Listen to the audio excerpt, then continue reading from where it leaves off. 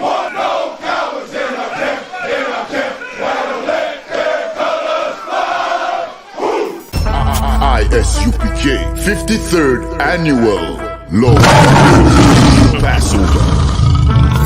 53rd Annual Lord's Passover is going to be held down here in Florida. It's going down. You're here tonight to get a chance to be righteous enough to be worthy of God coming to save you. That's right.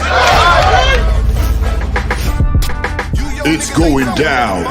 The Lord's 53rd Annual Passover. When we say we no cowards, we stop that business. We no cowards up in here. Book your hotels now at the Holiday Inn Express and Suites, the IHG Hotel, 301 Tucker Lane, Cocoa Beach, Florida, 32926.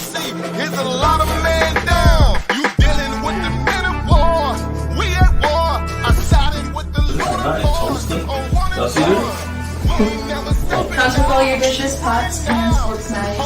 I got a light this. This is like an apartment and a hotel room, you know what I mean? This here right here is about to be holy ground. It's going to be holy ground. All our beautiful, wonderful brothers and sisters from all over the world. You understand? We can boast that now. Brothers and sisters coming not only from every state, but from all over the world. I heard the numbers this year is ridiculous. We had to buy out the whole hotel. Friday, April 15th at the Space Coast Convention Center. My camp undefeated. You cannot debate. You just want the clout. We just want the grades. I'm just trying to get it. This is going to be glorious.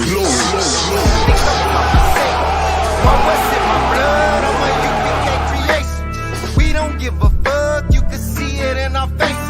Got it out the mud. Straight up out the base. Shalom, Israel. It's that time again.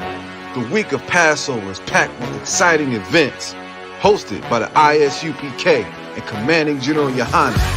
On Tuesday, a deep-sea fishing trip with the generals. Arrival and boarding time at 7:30 a.m. The boat leaves at 8 a.m. sharp. Then on Wednesday, April 13th, join us for the annual lamb slaughter from 12 p.m. to 3 p.m., making sure the children of Israel have fresh lamb for the Passover. Then, after that, the I.S.U.P.K. is having a fish fry from 4 p.m. until, which will lead to the scripture breakdown class with General Muhammad. Then, on Thursday morning, Hebrew Academy participants will see if they have what it takes to endure the Hebrew Academy trials. Commanding General Yahanna has something special lined up for the children with a children's party from 10:30 a.m. to 1:30 p.m. Come join Commanding General Yahanna on Cocoa Beach as we renew our oath unto the Lord. Because he's supposed to understand the power of the Most High that would destroy him and will destroy him real soon. Read. That assuredly, knowing unto what oaths they had given credence, they might afterward be of good cheer. You hear that? They was of good cheer, came along with the Lord as one, and became of good cheer while tens of thousands of Egyptians died. I know y'all don't like to talk about this, but you better put this war spirit back in you, Israel. You better get that spirit back in you, man. You better get that spirit of warfare back in you, because the Lord gonna put blood on the streets of America and around this world, brother. Followed by a hotel ballroom, all black and Hebrew Academy dinner from 9 p.m. to 1 a.m. And then on Friday, April 15th at 5 p.m., join us for the Lord's annual Passover as commanded in the scriptures at 5 p.m. sharp. On Saturday, April 16th, the Feast of Unleavened Bread. That's right, we're going to keep the Feast of Unleavened Bread from 7 p.m. to 10 p.m. Commanding General Yahanna has it all lined up for you, Israel. Come keep the Lord's Passover. Shalom.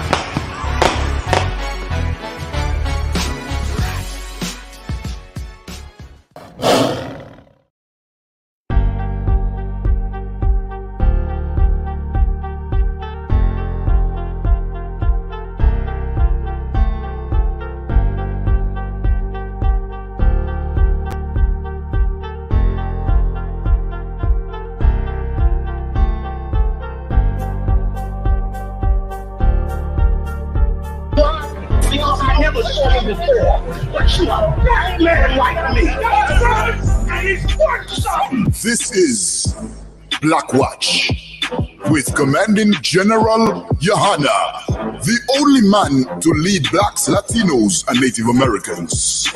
God made man on this earth. White made man. God made man.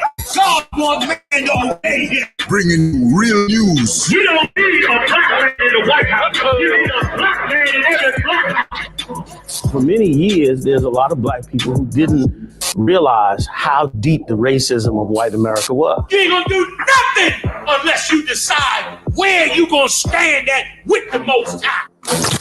This station is now the ultimate power in the universe.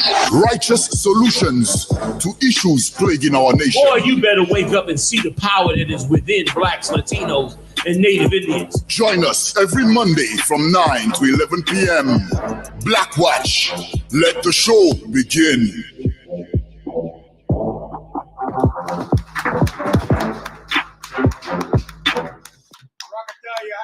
I tell you how I was shot in the Most High hand.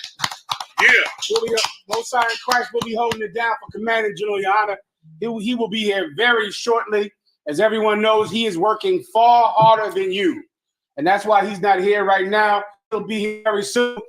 General Mayaka, man, General Hassan, Officer Yedaya, Officer Morale, Officer Yedaya. Hey, let me get this card.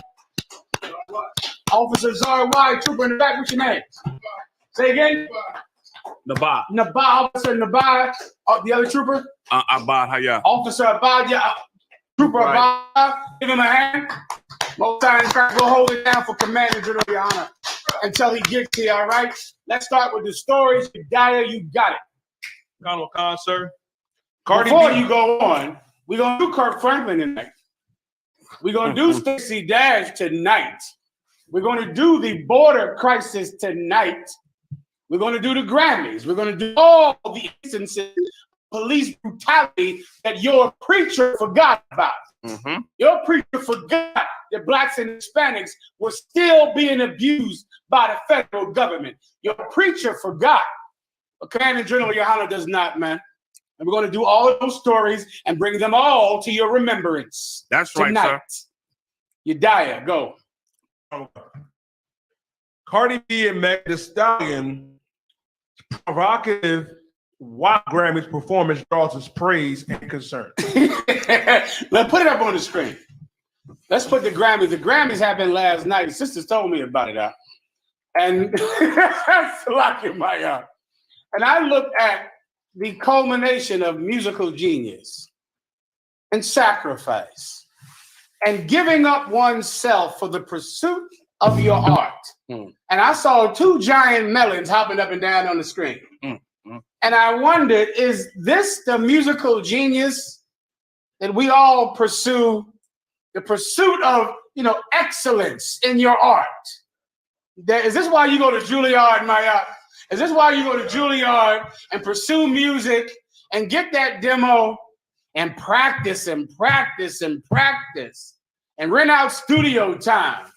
Also, you can bounce two giant brown melons up on the screen. I don't think you practice it as much as you need to. I don't know if you need all that Juilliard. I don't know if you need to go to Juilliard. I don't know if you need about that studio time. Pause. Come on back. Okay. Who has? No one can find it. But did she empower? This is empowering. Hold on. I'm pulling out right now. Hold on 1 second. Then. I heard this is about this. You died. 1 second, Mike. Go ahead. You died. I do have Maxine Waters supporting Megan Thee Stallion. I got you. Go ahead. Please put that on. Khan. The video? Call sir. I'm sending it to the show. I wish I could remember this rapper's name. I'm black, one of them black female rappers, like in the Cardi B circle. One of them types. She probably be on Love and Hip Hop. She was real familiar to me. But after her and Megan made that old nasty song, the WAP, she said it definitely inspired me. Listen, I ain't gonna lie. I got 3 kids, and I got them kids sucking and effing. You know what I'm saying? And so it's empowering a woman. We do it anyway. I said, damn, out there like that.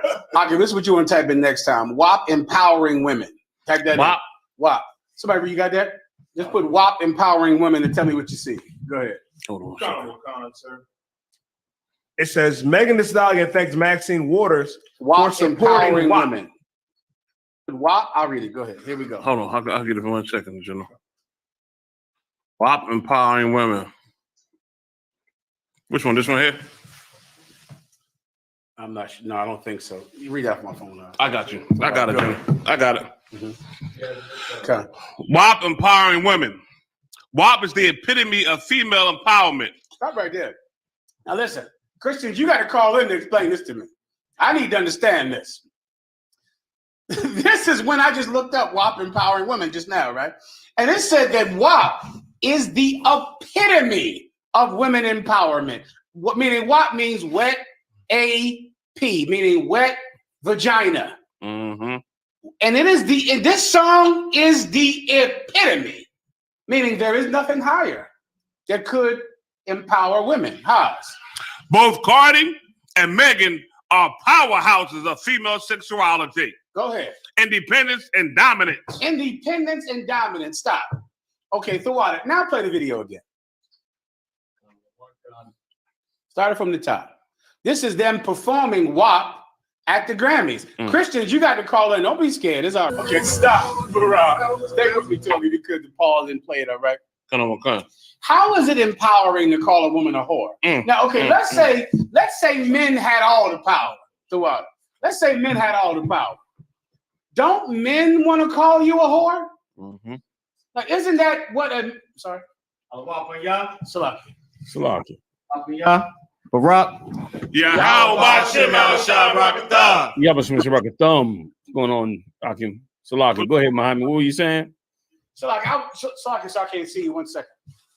I was just we were bringing up the Grammy story. The Grammys came on last night, right? Right. And all through the Grammys, they were saying that Megan, this was the first time Megan Thee Stallion and Cardi B were performing WAP live, right? Right. And they were saying that this was, I just typed in WAP, women empowerment, and they said that this song is the epitome of women empowerment. They were saying it on the clip the brother showed me, right? Mm-hmm.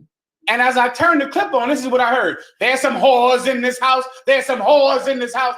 And what I'm trying to understand is, who are the whores? Right. Is Megan the whore? Is Cardi B the whore that's in the house?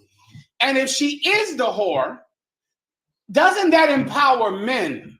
Like I'm trying to get it in that this is women empowerment. We're going to empower women. You slut ass bitch. You slut asshole. It sounds like it's empowering men who, of course, would be the one that profits from her being a whore.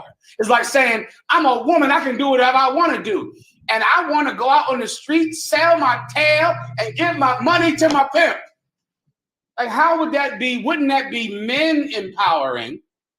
Wouldn't it not be women empowering to be a slut and a whore?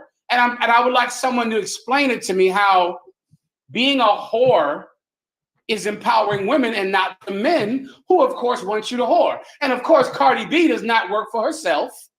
Cardi B is employed by some record company. Mm-hmm.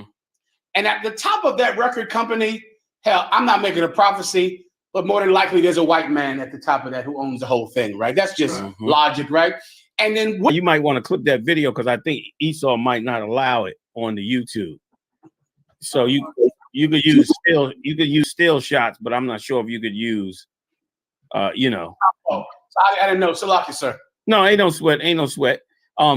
If I could, what you're saying is it hits home on a whole nother level. And it hits home to me in this respect, that it is such psychological warfare being done to us as a people on such a level that if not for the prophets of the Most High in Christ, it would never be revealed. That this right here is a perfect example of how stupid they believe the black community is. In other words, they are going to they know that once again, it's so the spirit of Satan. They know that a woman in today's society wants to be powerful, wants to be great, wants to be magnanimous, wants to be, have no glass ceiling over her. They got the Me Too movement going. They pressuring everybody. They trying to throw Governor Cuomo out of office now because they said he touched about 9 broads' breasts and asses. So they want to throw him out of office as well. He's an Edomite, so more than likely, well, So my point being is this.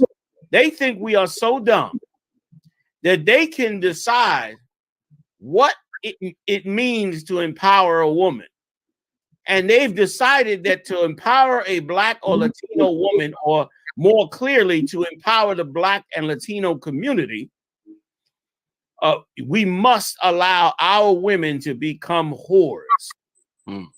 That being a whore is the empowerment of woman power. And of course, we so dumb. We dumber than dumb without the Most High. Like out of all the people on the earth, we're the one people that most desperately need the Lord's guidance, because we're too dumb to even pick up and know that this is a full out propaganda, psychological warfare that is going to keep you in child support court, that is going to keep you not having a marriage, that is going to make it where it is almost impossible to be in the same house with a black or Latino woman, because you now are going to become the problem with her gaining her success in the world. Her success in the world is there is hoes in the house. There is hoes in the house. I was down in Atlanta drunk, damn near drunk, in the class talking about this. Because this right just drinking. You were just drinking. What he said about it? You were just drinking in the class. Yeah, I always lower myself, Mom. You know that. Like y'all have empowered me so much. I be trying to find a reason to charge myself. It's a lot of y'all, my point being is that this is psychological warfare. And it's such an evil thing, and it goes to something else. Let me tell you something, if I could, y'all. Embellish me for one more minute. Right now, in the Israelite school of UPK, if you go on Facebook and different social media sites, you see a whole lot of family structure, a whole lot of men being men and women being women, a whole lot of strong, powerful relationships. And as a result, you see our nation growing like any nation it's not problem free. We have issues as well, but they know this. And one of the biggest things they need to destroy is getting that black man back in power and back in charge. If we don't turn the page in this, in a minute, our young black men will be like them little Japanese singers. You see them little homosexual Japanese singers? Okay. They took the damn Japanese warriors, the damn Japanese samurais, and turned them into little girls. So they turned them into little boy bands. Those was Japanese. Those same Edomites was young Japanese samurais coming up, trying to defend their empire. Now they are little singing boys. Okay, dressed up with makeup and everything. And that is what this is about. This is about finally stopping the one thing that has, always been the marker of a great nation, and that is its strong men. And they want to end it with this nonsense right here. Salaki, I could go on, but I don't want to hog everything up. Salaki, go ahead. Yes, sir. You understand? So it's it's shameful and evil as hell that they would do that. And like you said, like what makes this so empowered? What was the statement again, Myron, that they said? Give me the statement if you don't mind that you were bringing up. I got it. The statement is amazing. I can finish reading if you want. Okay, I got it. Just give me just give me that statement that you said. Come on. I got it right here, sir. WAP is the epitome of female empowerment. The epitome of female empowerment. So the epitome of a woman's, so let's show you, that's some heavy witchcraft. The epitome of a woman's empowerment is her ability to be a whore. Her ability to use her whoredom to step into the, into the house and take full control over the house. You understand? They're to take full control over the house. That's what the scenarios, which is amazingly amazingly evil out. You understand? And once again, we stupid enough to go along with it.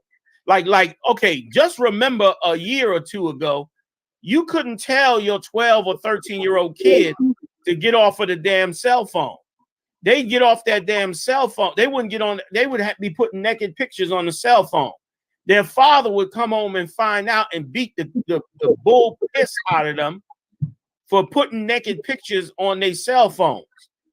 They would come in and arrest the father, take him to jail, and stop him from disciplining a daughter from making herself a whore. Because that was their scenario all along. Child support court is to help keep you, like, in other words, the only way to keep enough women becoming whores to empower themselves with their vagina over men, the only way you could do it is if you destroy those men. You must get those men out of the house. You must get those men from being over the house. Like, once again, let me tell you something, man. A whole lot of praise is going to start coming out from GEN.YAHANNA's mouth over the daughters of Zion. Y'all gonna say the nigga done went soft because the daughters of Zion, the sisters in the Israelite school of UPK, are stepping into a realm of real empowerment. They stepping into a realm of empowerment that's empowering their families, their children, their husbands, and they doing it through struggle and strain. You understand? Through trying to understand multiple wives and all that, but they still in the fight, building the brothers up, building these families up, and they about to get a hellified reputation for what they've accomplished, just like the scripture said. Somebody get me that scripture where it said, he shall be known in the gate, based on that woman. Y'all know the one I'm talking about. Pull that scripture for me, because that's exactly what, what is happening on our side. What we're doing is directly coming up against the psychological warfare being poured out. And once again, you hit it on the mark again, General Muhammad. I'm gonna pass it back because I don't want to run too hard. But you hit it square in the mouth when you said that that these are record companies that are behind this, because these record companies are all owned and run or contracted by the so-called Jew. There is one ethnic group controlling all of the music that comes out of, all on the airwaves. And so they are the ones that, remember, their daughters are not listening to the WAP song. Their daughters have long skirts on and are going to the yeshiva and are learning about having a domestic relationship, working with their husband, learning about keeping their virginity, learning about the sanctity of marriage, learning about all of those things, man. Like that, like their people are having families with 7 and 8 and 9 children all around the world. Their families are building their wealth together, husband and wife. Their families are sending their kids to college and teaching them the structure and the power of having a family, but they're spending billions to make sure that our daughters take on the damn WAP. You understand? Oh man, I just got a text from Captain Mawquad. Captain Malquad just texted me and said that there's a Captain Malquad. You got to send me the link, man. I need the link on this. Captain Malquad said that there's a video out where Cardi B says she will not let her own daughter listen to her songs. Now, if that come out, brother, now remember, this is like you said, this is supposed to be the epitome of woman empowerment. But the woman making the song is potentially saying, I don't want my child to hear this song, which show you that this is being, even though they're not innocent in this. Megan Thee Stallion and Cardi B are not innocent in this, but we so have to look past this like you bring it out. We must see past this and start to decide what is woman empowerment. What is woman empowerment, man? And let me tell you, if I could, I saw something in Israel this week on Facebook that for me was a phenomenon. I saw a phenomenon on Facebook this week, and I pray that if one of the brothers or sisters out there listening can tell me who this sister is. Because I turned on Facebook, I was in a rush, so I didn't get a chance to really look at it. I glanced at it, and I saw a sister took her husband to have a pedicure done. And Moab was on their knees washing and scrubbing the brother's feet. And the sister was talking about it in the background. Y'all got to know who this is. So if I could, gentlemen. Yeah. Thanks, sir. Okay, if I could, sir, I think General House was trying to understand.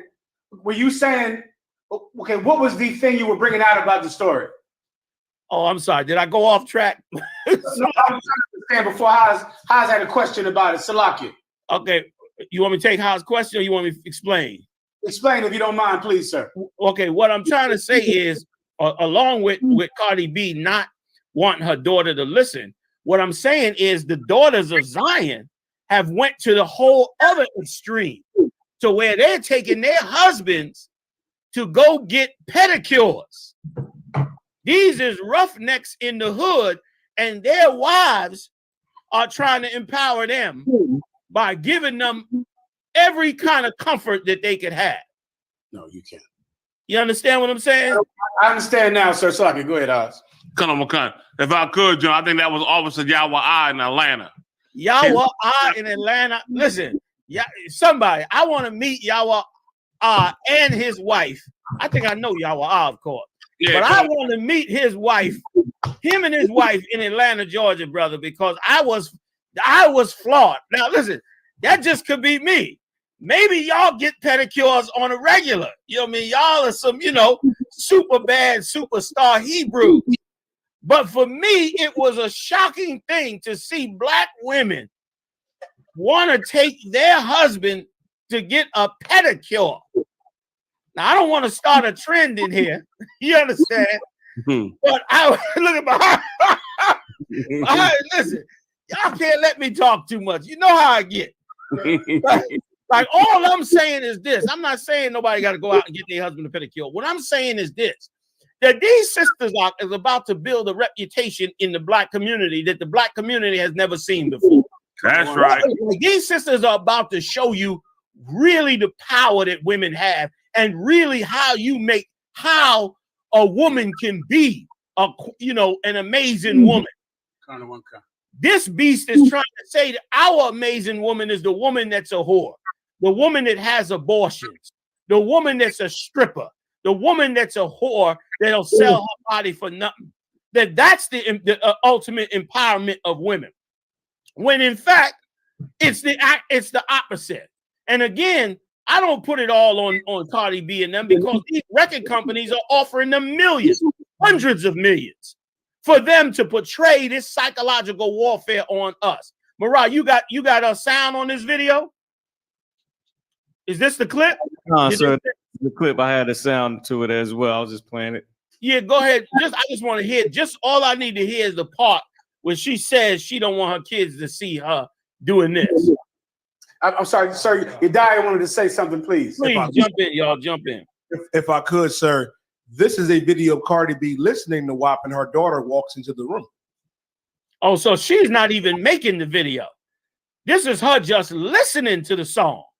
And her daughter's come in the room and she shuts it off. Does she actually say, I don't want them to hear this? So I got to find the story on that, sir. It was a story that was done where she did, that she doesn't want her own daughter to listen to, to listen to WAP. Yeah, if you find it, we'll read it. Captain Malquad sent you the video. Sir, this is the video. I believe that the story is about this video. This video story. I understand. So in the video, you see her shoo the kids away. Marat, play the video. Play the video. Let's take a look at this video. Sir, Khan.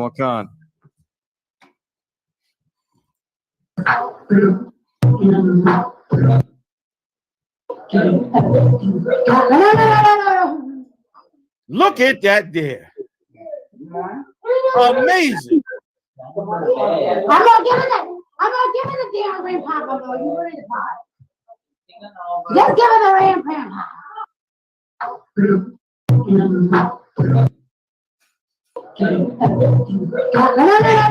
Hey, listen, let me tell you something. Let me tell you something. At the heart, she means to be a good mother. Like she's trying at the heart of it, even though she's being employed by the most diabolical industry on the face of this earth, the music industry, she's still trying to be halfway decent a mother to her own children. She knows this is evil as hell. She knows this, and let me tell you something, and I keep pressing away from her for this reason, because our people love to easily trash her. Like we want to trash her and dismiss the white man. We want to dismiss that so-called Jew. We want her to take the full blame when she's not taking the full blame. This so-called Jew who's been ruling over us with this music industry, he is the one that got to take the brunt of it. He's been doing this since the 60s, man. That's right, sir. He's been doing this since the days of, Eddie Kendricks and Bob Marley. He's been doing this. Yes. You understand? Kind of one kind. So lock it. Y'all jump in. I didn't mean to cut y'all off. I think Yediah had some more proof to back you up, sir. Oh, please, Yediah. Come on with it. Colonel McCon, I have our explanation in an article. It says Cardi B defends her decision not to let 2-year-old daughter listen to WAP. I'm a very sexual person, but not around my child. Come on, Yediah. Wait a minute. Her child is a female. And if I could, sir, Cardi B is very sexual, but not around her child, but she is sexual around yours. Exactly. She's very sexual around your daughter, but she would never be sexual around hers because she's being paid to sexualize yours. There you go. Paid to sexualize hers. I'm not gonna take that while y'all chat. Right, dude. So can I say one quick thing? Please, General. Okay, there's a story in the Bible, right, that most people will know about. Gen.YAHANNA taught me years ago. It's in the history of Susanna. And there were 2 evil men that wanted to have a threesome with this married woman who was virtuous and pure and of the tribe of Judah and married to her husband. And her husband was known in all the gates. That's where it is, House. Not Proverbs. You knew that already, right? Right? And this sister refused. She would rather die than commit adultery. So these men lied and said she had sex with them, even though she did not. And these men knew that the people would believe them because they were men of renown and famous men. She still refused to have sex with them. They told everyone that they caught her having sex with a young man, and they were lying. And as they were taking her to die, she had a veil on her face. And the Bible says that these men were so enthralled with lust for her that they demanded that she lift up her veil so they could look at her. I think it's one last time. One last time. Every sister, listen to this carefully.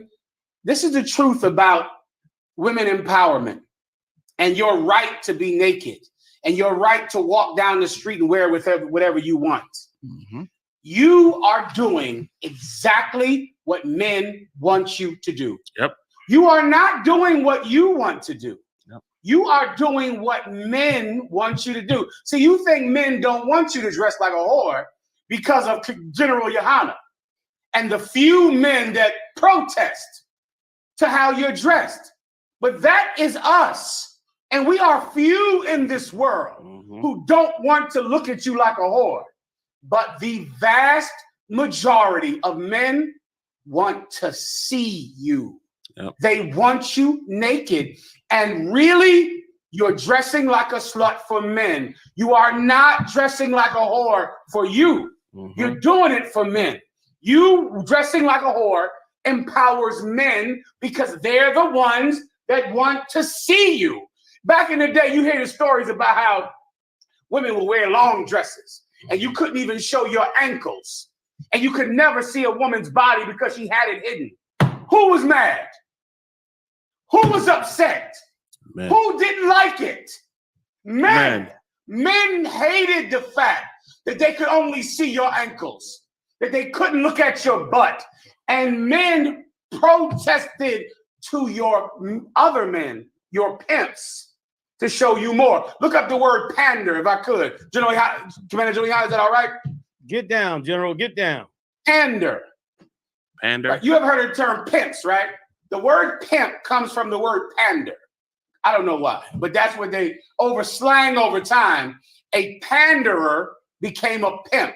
And this is what the word pander means. Pandering is what you'll be charged with if you are caught being a pimp in America. If you are soliciting women to have sex with other men, to walk down the street dressed like Cardi B, to walk down the street dressed like Megan Thee Stallion, to walk with the heavy girl, so like your Lord help. If you to walk down the street dressed like Lizzo, you get arrested. And the charge is solicitation or pandering. What is pandering? I think I got it right here. So, pandering, a person who furnishes clients for a prostitute or supplies persons for illicit sexual intercourse, procure a pimp. That's the word. There's another one where it talks about any illicit, immoral behavior. It's right below. You have something? You read it, please. This is something Captain Yatazak sent. Go ahead. This is the response that Cardi made, and this is a tweet that she made, sir. There's moms who are strippers that pop pussy, twerk all night for entertainment. Does that mean they do it around their kids? No. Stop making this a debate. It's pretty much common sense. Listen, she's right. There are women who are strippers. Does that mean they pop vagina around their kids? I got a question for you. Who do they pop vagina for? Anyone want to answer? Men. Men want you to pop your vagina. It doesn't empower women. It empowers men. I know you're confused because you hear Commanding General Yohanna telling you to wear clothing. You hear his officers telling you to dress decently. But we are the few. But the masses of society hated your veil. They hated your long dress because they wanted to look at you. They wanted to see your butt. They wanted to see your breast. And you've just given men what they want. You are not taking away power from men. Men have always wanted to see naked women on TV. This blows my mind that I'm saying something that you don't know. Who the hell is watching this show with a naked woman bouncing her tail? Her nuns? Men. Men are crowded around their TV wanting to see it. Who loves Cardi B? Men. Who loves Megan Thee Stallion? Men. Men like naked women. You empower men when you dress like a whore. And here's the thing. Your boss knows it. Yeah. Which is why your boss gave you this song and tells you what to wear and tells you to do it. I looked up pandering again if I could, Sir Haas. I got it, sir. Pandering. Gratify or indulge. Read that again. Gratify or indulge. That's what pandering is. Someone that gives you what you want. You want to see her butt, right? Well, her music producer is giving it to you. Her record executive is giving it to you. Go ahead. An immoral or distasteful desire. An immoral or distasteful desire. There are people that get rich on giving the people what they want. That's right. The people want to see naked women. I think that's been true for quite a time, Maya. I think I can go back 6,000 years with two wicked men that just wanted to look at that pretty face. They just want to see it, Maya. It didn't say one last time, but it said they wanted to be filled with her beauty. That's taking her to her death. They're killing her over lying because she refused to have a threesome. And they wanted to be filled with her beauty. One last time. Your record company is giving the people what they want. To them, it's no different than a juicy hamburger. The people like hamburgers, here you go, man. The people like fried chicken, the people like pork chops, listen, give them what they want. Give them what sells, Mayat. Give them what they want. You empower men when you dress like a whore. You don't empower women. And that's the truth of that thing. Salakia House, I think that's done. Salakia. That's it, sir. Come on. Salakia, sir.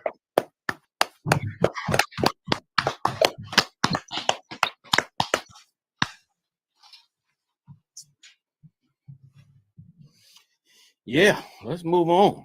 Khan, you die? Khan, sir.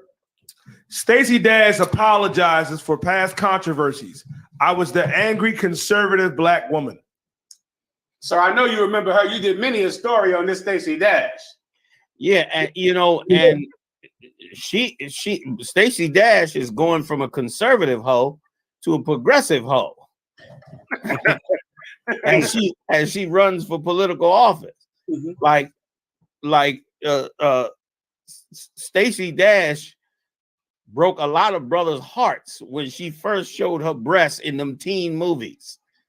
And she first showed, that's where she started out the nakedness from. In them teen movies, she was showing a ton of naked breasts. But since then, I mean, she didn't show, she's basically been a pinup girl in those porno magazines. But now, of course, she's running for office. So she got to get closer to the center. She got to come off of her extreme hatred of her own black and Latino. I don't even know, is she an Israelite? She got about the bluest eyes. I'm not, she's so unclean, it's hard to tell. God. Go ahead, you die. Honorable Khan, sir. Honorable Khan. It says clueless actor turned controversial political pundit Stacey Dash has apologized for her past offensive comments, claiming she lived her life being angry, but that's not who Stacey is now. Dash, who frequently stirred outrage with her hot takes during her 2-year stint as a commentator for Fox News, acknowledged in an interview with Daily Mail TV Wednesday that her opinions were often arrogant and prideful and angry. And what amazes me is how stupid we are treated.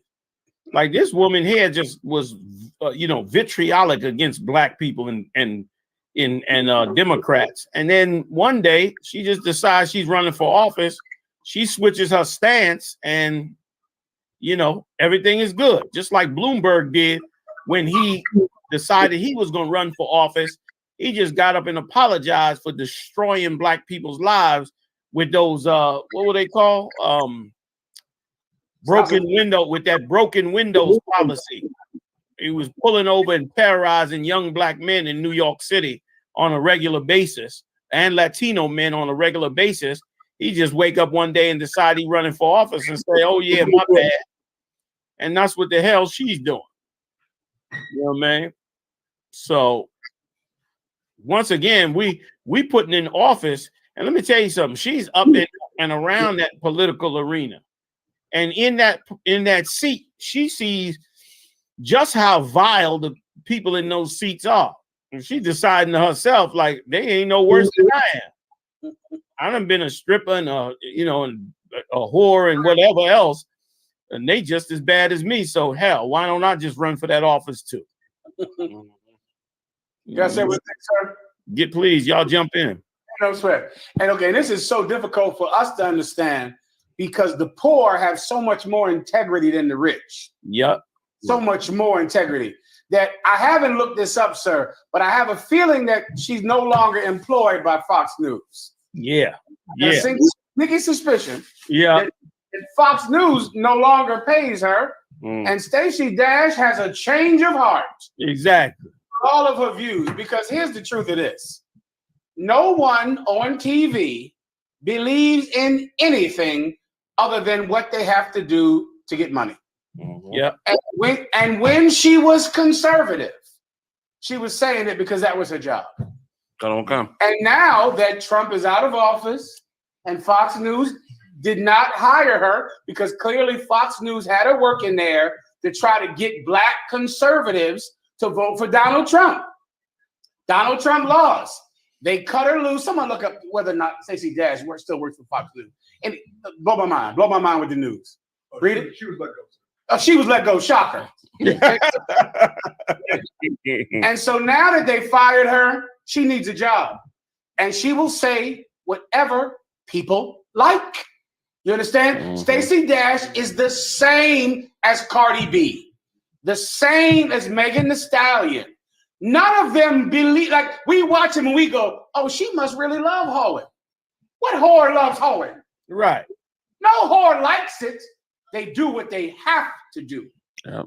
They do what they need to do to survive, but no whore wants to be a whore, but she does like eating and paying bills and not being in jail because she doesn't pay her pay her what? What's the thing you got to pay? You go to jail. Your bail, your traffic tickets. You need money. Right. Stacey Dash believes in nothing. You understand? Nothing. She'll believe in what she gets paid to believe. And that is all of them. All of the rich. You listen to their opinions like, boy, they really believe in that. No preacher believes in what he says. Right. A preacher is saying what will get him more donations. What will get the donation bucket filled? No politician believes in anything they say. They take polls. They read the polls. Well, 50% of the people support the LGBTQ community. You know what? I support the LGBT community. 50% of the people believe you should, give me something. You should be against the border or enforce the border. We got to enforce the border. They don't give a damn about what they say. They're doing what they have to do to get money. And Stacey Dash is like any other hoe, like GEN.YAHANNA said. And now she's looking for a new pimp.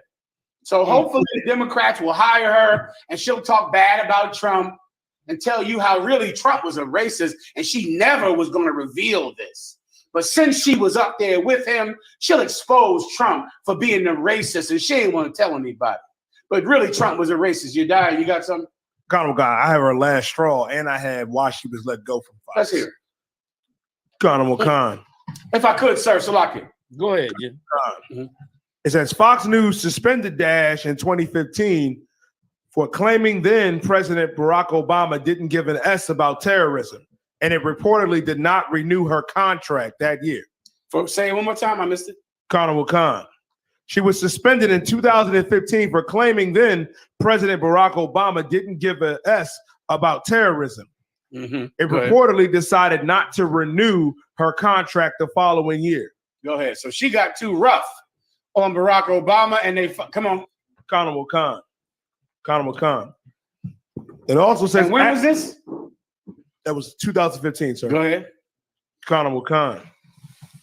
Elsewhere in the interview, which was met with skepticism on Twitter, Dash described the deadly January 6th Capitol riot as appalling. Go ahead. When it happened, I was like, okay, I'm done. I'm truly done. Because senseless violence of any kind, I denounce. What happened on January 6th was just appalling and stupid, said Stacey Dash. Well, she just is sincere and loving and loves the country. Stacey Dash will say whatever she needs to say. And in a second, she's going to be on everything, trying to placate to a liberal audience, hoping that she can get a book or get on somebody's TV show or get paid for these interviews. They get paid for all of these interviews, every last one of them, hoping she can make the news and make some money because this is what she does for a living. And if you could just remember that, you wouldn't idolize the rich. They're working. You understand? They're not inspiring. They're not trying to motivate. They're working, and she has to work, man. She doesn't work for Fox News. She has to work. She has to get interviewers to come talk to her. She has to get people to listen to her. She has to do it just like Cardi B or any other hoe. So, like, that was it, sir. Damn right. Keep going, you die. That was it on that. So next story. Yep. Colonel Khan, sir. Kirk Franklin, gospel superstar, apologizes for explicit tirade at son. Muhammad, you know this is right in your wheelhouse. No sweat. No. Did you get to talk about this in your class? I was able to touch on it, a taste. God. It's like that takes me. He got more he wants to say, so it's like it. There's a taste. I was able to touch on it. Yeah. I was so shocked that he didn't support his son's dreams, that he was trying to block his son's blessings. His son is claiming a blessing in the name of Jesus. Now, you won't help? You won't help his son with his blessing. You won't give his son what God wants to give his son? I don't quite understand what Kirk Franklin's problem is. We played a tape. I don't know, you still have it? You got the homophobia tape to show GEN.YAHANNA? We played a tape, sir, where Kirk Franklin said he's leaving the church because he's too homophobic. He's leaving the church because although there are so many gays on the choir, they still would sit up and weaponize the microphone. It's on that church. It's on that tape. They weaponized the microphone by saying, God made Adam and Eve, not Adam and Steve. And that hurt the gays in there. That's on this tape that I gave you in class. I don't know if you died. You better give them to the brother. They weaponized it. It's not a bully pulpit. He's so goddamn dumb. Bully pulpit doesn't mean a pulpit where you bully people. Bully meant good back in the day, like bully for you, bully hooray. Back in the 20s, bully meant the good pulpit. It doesn't mean the same bully today. Kirk Franklin is an idiot and is saying you can't use the pulpit for bullying because you're saying God made Adam and Steve, not Adam and Eve. And that hurts those homosexuals' feelings in church. So Kirk Franklin said he left the church because of homophobia. Then he found out one day his son was a bitch-ass nigga. Commander GEN.YAHANNA, he doesn't like it so much now. It's fun. It's fun. Now, here's the key. How does Kirk Franklin really feel about the LGBTQIA community? Anyone want to guess? He feels however you want him to feel about it. Yeah. You understand? Kirk Franklin has you know what Christians are and people who pursue riches? They're amoral, not immoral. You understand? Cardi B doesn't want her daughter listening to that. Cardi B gets paid to make your daughter listen to it because she doesn't have a right or wrong. She is amoral, meaning she will do anything regardless of whether it's right or wrong. And that's Kirk Franklin. He called his son a bitch-ass nigga, but he left the church because of Adam and Eve, not Adam and Steve. He believes in nothing at all. And everything his son is doing is what the church tells you to do. Everything. His son is adamant. You think, what would his son do if he said, Dad, you won't give me any money? No problem. I'll go without the money. Go without the money? What Christian says, I don't need to be rich? Right. What Christian says, no problem. I will suffer without the money and I don't need a new Rolls Royce. His son needs a Rolls Royce. His son needs a brand new car. He needs new suits. He needs a jet. Now tell him he doesn't. GEN.YAHANNA told him he doesn't. And you called us a cult because we told preachers you're wrong for getting that Rolls Royce. And you said, come not near God's anointed. Right. You're wrong for saying that about my pastor. God has blessed him. The son can't get no blessing. He wants some blessings too, huh? And the father is stopping it. But it's no fun. It's good to talk about gays and gays have rights and gays should be loved until your son is a bitch. then it's no fun, sir. Come. There's no fun at all. Salaki. Come. You right. You hit it right on the head. And if I could just add a little bit to it, his son is everything that you raise in church. Yeah. That's right. A selfish, greedy, lust-filled, jealous, envious homosexual. That's it. And now, you know, that his son has become just what the church bills. Now he's upset. Now he's mad. You understand? And reportedly, his sister was saying that the opportunities his father gave him, his son wasn't successful on it. And so now he's mad about it. Well, that's Christianity. That's what goes on in church. So why would you be surprised now? You understand? Like, that's the fruits of their labor. And Kirk Franklin, I mean, he'd have been caught in so many scandals with drugs, with men, with all that. You understand that it, you know, it's no surprise that his son would come up like this. And of course, everybody is shocked that he got on the telephone and called his son a bitch ass nigga. Everybody's surprised now. Like gay men don't talk like this when, you know, when they behind the scenes. Like you think gay, you sisters that's out there laughing and giggling in their faces, thinking that they're sweet and innocent and nice men, when they still men, even though they live an alternative lifestyle. You understand? Go ahead. Somebody was saying something. Sir. You know what I mean? Like this is what's produced in that church. I'm surprised it didn't come out sooner, and he didn't come up against him sooner. Okay. You know, he want his lust fulfilled too. He want, like you said, he want every, you know, lustful, greedy device he can get his hands on, like every Christian sitting in the church. Like they sitting there listening to a preacher that's telling them to get every dollar they can get, to be greedy and lustful and disgusting. And now when he does it, why be surprised now? Why let it be a shock? Say again? If I could, sir, you told Christians to just give up pork. That's it. When you can have lamb chops, turkey chops, chicken chops. You can have beef bacon, turkey bacon. I don't want to come. You said give up pork, and they hated us and battered us, called the police on us, and called us a cult. That's right.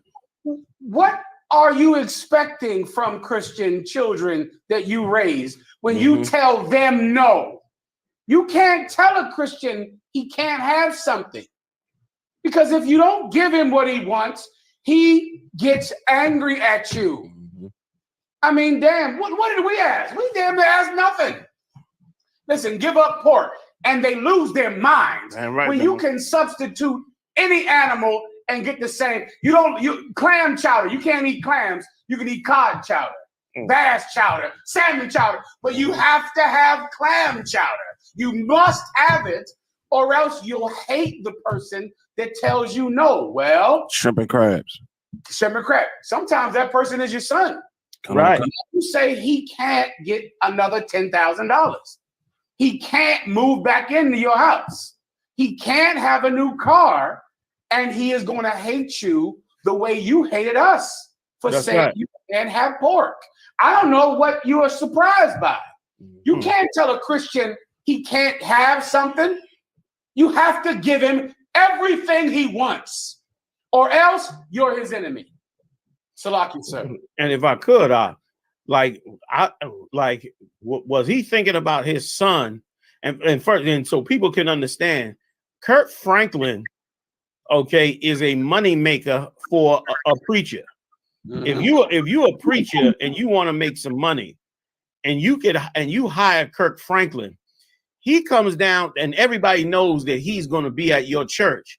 All the churches in the area are going to be empty, because they're going to go pile up in your church to hear Kirk Franklin and his choir jam on Sunday morning, which means your church is going to be jam packed, which means you're going to get tons and tons of donation. It's no different than promoters do with concerts. It's the same thing. Only difference is it's being done in church. So when Kirk Franklin says, because of the way the preachers is talking about homosexuals, about being against homosexuality, I'm leaving the church. In essence, he's saying, I'm going to hurt y'all in the pockets because you refuse to allow homosexuals to not be chastised by God. Like, you in the house of God. The Bible says it's against the scriptures. But because you spend the audacity of him to go in a church because of his fame and say, I'm going to take my money and my fame and my ability to raise a crowd, I'm going to take it out of here, because in this house, supposed house of God, you not going to say what God said. You're going to stop what God said, and instead, you're going to accept this homosexual lifestyle. You're going to stop bullying people as he thought of it. You're going to stop telling people that God is against that homosexuality. Meanwhile, he is. Look at this cat here. This is a gay sexual dance. Like, this is, and I'm so glad you did not put the music on, because we could really see the spirit on this. Like, this is how they get this is how they get this money, man. That's right. And so what they do, so now he comes to your church, all the women and all the gay men, you understand, want to see him perform. So they run up into your church, and you make a ton of money.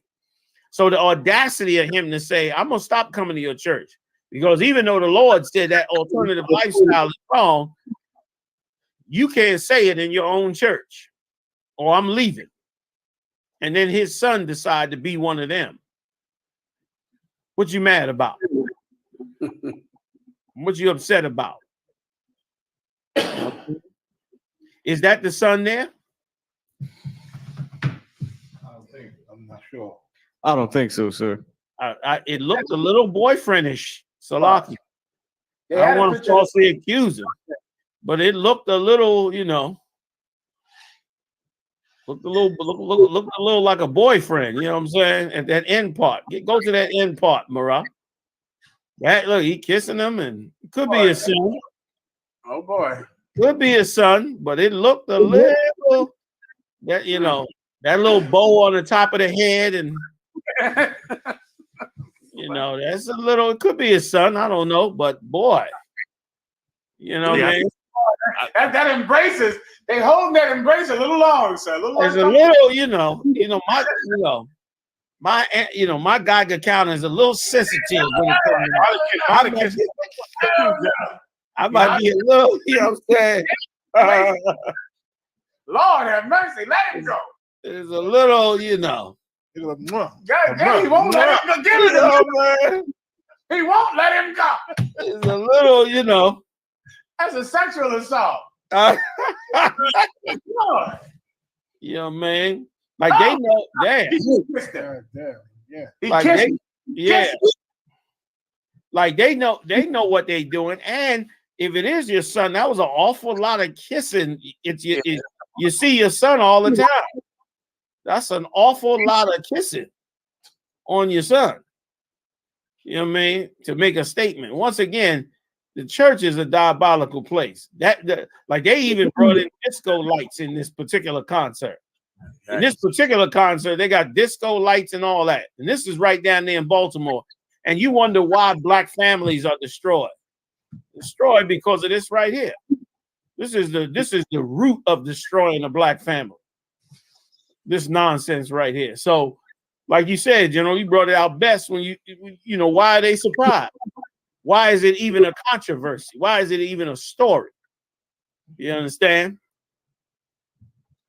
Is that it? I think Marad wants something. Go ahead. So Yediah was bringing out, he said the name of the song is called Love Theory.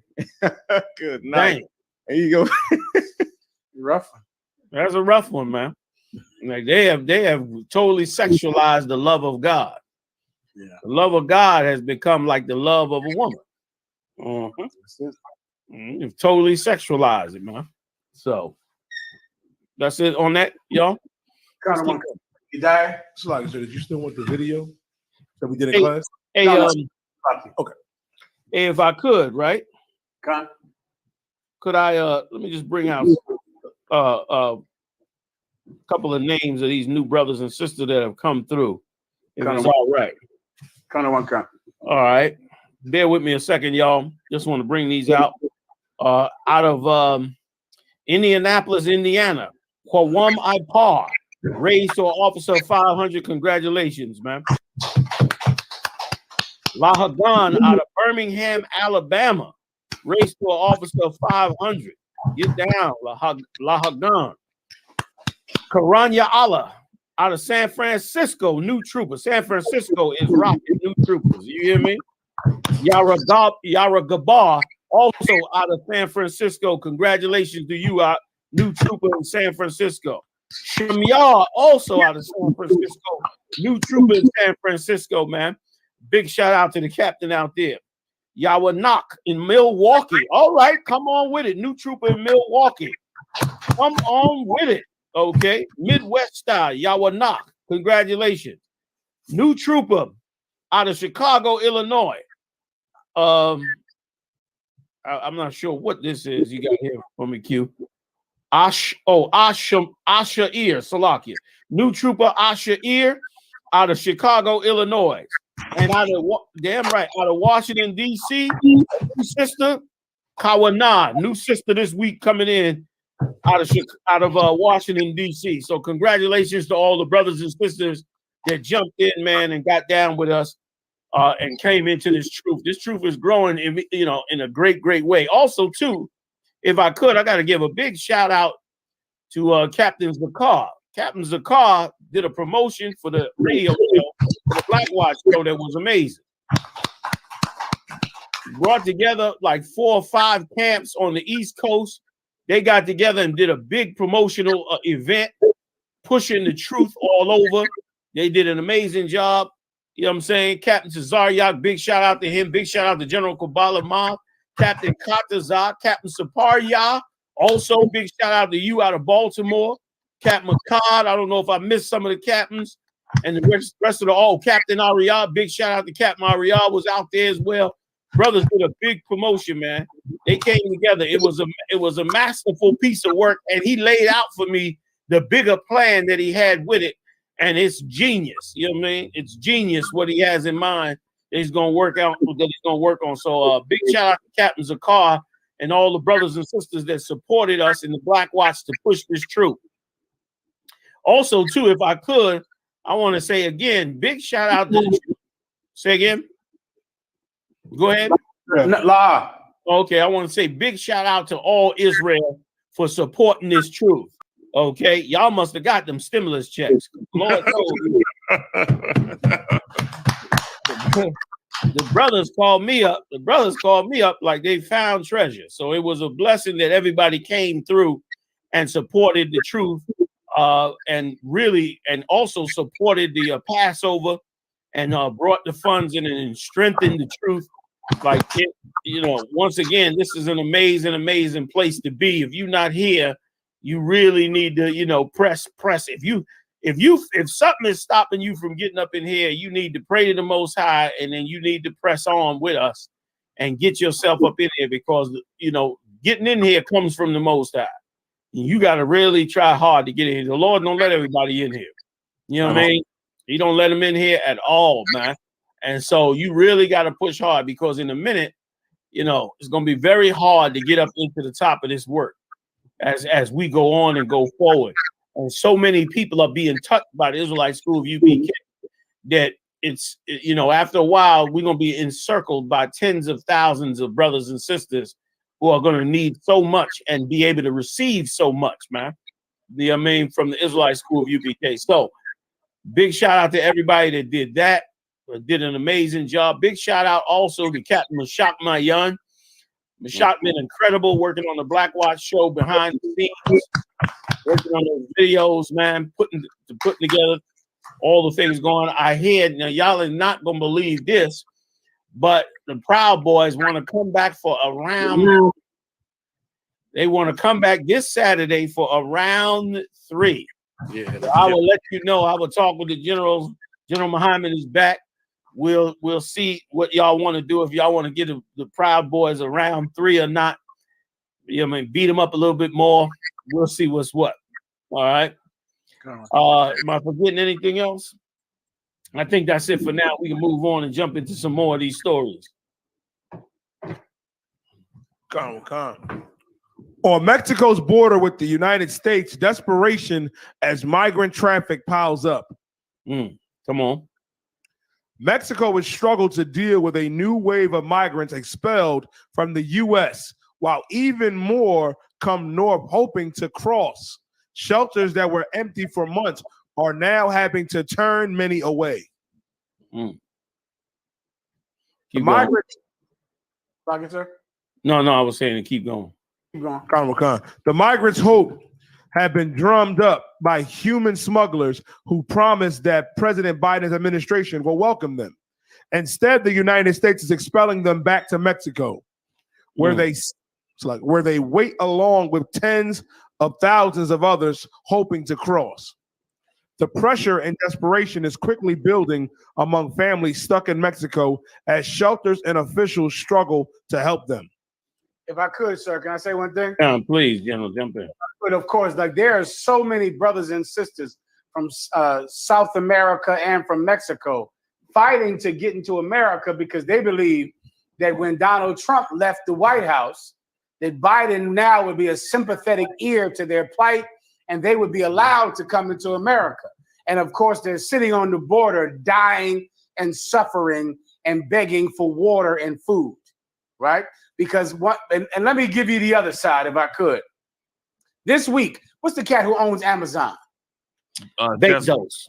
Bezos, right? Jeff Bezos got divorced a month ago, and he had to give his wife $38 billion. And in 30 days, he made it back. Put that in your Googles. Put that in your Googles and see what comes up. 30 days, he made it back. What's the cat who's making all the space things to go to Mars and the moon and all Elon Musk. Elon Musk has more money than the gross. You know what gross means from your paycheck, right? Gross means all. Elon Musk has more money than the gross national product of the country Hungary. He's richer than their gross product, not after they spend it after taxes, the gross product. America's greed has now made it to where all of the richest people on the planet are here. When back in the 30s and 30s, you had Arab sheiks with oil money and they were rich back in the 20s and 30s. Now, whoever is insanely, disgustingly rich will be in America. And here's what you don't know. That's why Mexico is poor. That's why Venezuela is poor. That's why Honduras is poor. That's why any place who is round about America can't get a penny because Elon Musk takes all the pennies. Jeff Bezos has all the pennies. And so everyone else has to suffer and die. And so now you look at the border crisis like, why are countries, emptying out to come over here? Because they don't have Bezos. They don't have Elon Musk. They don't have Microsoft. What's the Microsoft cat? Bill Gates. They don't have Bill Gates. They don't have Steve Jobs or whoever's running that garbage now. They don't have none of this. And so now because of it, their countries don't have pennies to feed anybody. And now, so America gets to sit back and look like, wow, everybody is trying to come here. I mean, oh my God. We can't be the policeman of the world. We can't take care of everybody. All of these people on our borders, oh my God. If I could tell everyone about a quick story back during the cocaine epidemic. This came out in the newspaper. Jesus Christ. I am that old. I heard myself say that, sir. I just realized you said newspaper and not the internet. Yikes. Anyway, moving on. So it came out back on social media. It came out back on social media, right? I don't think they had it back then. Right? So that the cocaine now, that all of the farmers in Peru were in the cocaine fields. And then they got help and donations from American companies to burn down the cocaine fields, to burn it down. And they were touted like they were heroes because they were fighting the war on drugs back in the 80s. And all of these companies, Dole and all of these companies were giving money to the government to help the country of Peru and to help them with their epidemic of growing cocaine. And they burned down so many cocaine fields. And then reporters came in and learned that right after the cocaine fields burned down, all of those poor people had to grow pineapples and mangoes because the people who gave money to burn down the cocaine fields were rich people who bought up the farmland and didn't want to pay them a high wage. Damn. Because they were competing with the coca fields and what they could pay. So they burned down the coca fields, and now they could pay those farmers nothing. They paid nothing, and they had no choice because they burned down the coca fields. And so now these poor people are sitting there growing, you know, asparagus or whatever they grow, whatever the export was in Peru, you know, whatever vegetable or fruit or mangoes for pennies. Pennies. And that's why they burned them down. And reporters started to bring it out. But you know what was important? The war on drugs. God. You got to stop this cocaine, burn down these cocaine fields. The workers who were in the cocaine fields are getting paid 10% of what they were getting paid in the cocaine fields for pineapples, for dole, for mangoes. People are trying to get to America because America destroys other people's countries. And that's that. It's called organized crime. Shalom, Maya. Salaki, sir. Heavy, heavy, heavy. And let's see how they're going to respond to it, because so far they haven't responded and let these brothers and sisters in. They said 4,000 children that's locked up now in them conditions that wasn't even designed for children, and they still haven't released them yet. You understand? They still haven't released them yet. Meanwhile, heathens flying in here from all over the world, and they having no problem coming into the country. I mean, no problem coming into this country. So we'll see in the next week or so. Is there more on it? That's it, sir. Okay, let's move on. What else you got? City of Minneapolis reaches $27 million settlement with George Floyd's family. How much? 27 million. Okay. George Okay. Floyd, Go ahead. I'm sorry. George Floyd's family filed a federal lawsuit in July against the city and the 4 officers accused in his death. And let me tell you something. It's very strange, that case. And here's what's strange about it, is that they paid this money before the officer got convicted or acquitted. Like they paid out this money, and now, of course, that they paid out this money, the Edomite cops' attorneys are now trying to change the venue. They're trying to change the venue to an area where white people at. You understand? So, and why the hell is that? What the hell is that all about? Y'all can jump in. Come on in.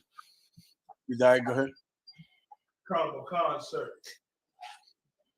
The city of Minneapolis on Friday agreed to pay $27 million to settle a civil lawsuit with George Floyd's family just weeks before the trial is scheduled to begin for the former officer charged with murder in his death. If I could, sir, stories like this come out every once in a while, right? To placate to the poverty of Black people and Hispanics. And that's all this is about. You know what this reminds me of? There's only 2 ways to make it out of the hood. Either to sell drugs or to, what's the rest? Get it back? Or to have a good jump shot. Or to be a good football player. You know what that means? That means there's only one way to make it out of the hood, drug dealing. Because so few people will ever make it out of the hood through sports that really you mean the only way to make it out of the hood is to sell drugs. Because who in the hell is going to make it out of the hood through going to the NBA? 1 in 10 million? 1 in 400,000? So in actuality, we're praising the people for just finding some way to get a little money, even if it's selling drugs. And they put this story on as if there is anything to bring back the pain of losing a child, when there is nothing. Or else any one of you with kids, who would let their child die for $27 million while, while he's in your arms? While you have a child, which one of you with kids would say, yeah, I got my child, love him. He's in the back room. He's playing video games upstairs. He's in school on the computer. Yeah, kill him for $27 million. No one would do that. But they put these stories on TV all the time. Well, Eric Gardner's family got $50 million. So-and-so, because they know we are poor. And we know there are so few ways to get out the hood that they know in the back of all of our minds, we're like, oh, that's good for that family. And that's what everybody's thinking. Yeah. Truth of that. The truth of that, everybody is thinking, boy, they got 27 million. That's good. Is it? I don't know about you, but I needs all my kids up. Every goddamn last one. Damn right. Oh, I mean, maybe it's good. Maybe this is a happy ending to you. But please believe I need all of mine. Damn right. So now but I know why it's good to you, because you can't get out the hood. It's an impossible task. Imagine telling somebody you only make it out of the hood if you make an NBA team. What the hell are you even talking about? You know what? The only way to make it out of the hood is to hit the lottery. Okay. So in essence, there is no way to make it out of the hood, because hitting the lottery is so ridiculously impossible that there really is no way. But Eric Gardner's family got 27 million. Boy, that's good. That's good for you. It's good for you because of poverty. And which is the point of even releasing this story, of even putting it in the paper before the trial, sir. Before the trial, even putting it in the media is to say, hey, if he doesn't get convicted, this was still a good thing. The family got 27 million. Not in my house, as long as you know that. Salakia, sir. Damn right. Damn right. You want to go on, sir? No. Go ahead. Take it from there. That's the other generals want to jump in. If not, we'll keep going.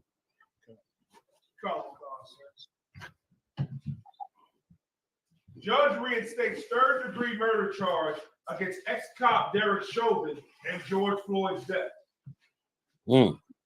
So this is the story, of course, about which one was he? So many of them. George Floyd. Chauvin was the one who had the knee on his neck. Kind of one cut. This is the cat who had the knee on his neck. Now, this is a game that municipalities play whenever they arrest a cop, which is rare. Whenever they arrest a cop, they undercharge the cop, knowing that he will not get convicted because they never charge him with third-degree murder. If someone could look up third-degree murder, I might explain the house if you could. What third-degree murder is. Usually they charge the cop with, I'm sorry, not undercharged, sir, overcharged. Overcharge him, okay. They usually charge for second-degree murder. Right. Second-degree murder is murder while you are committing another crime. So you rob a bank, you kill someone on the way out of the bank, that's second-degree murder.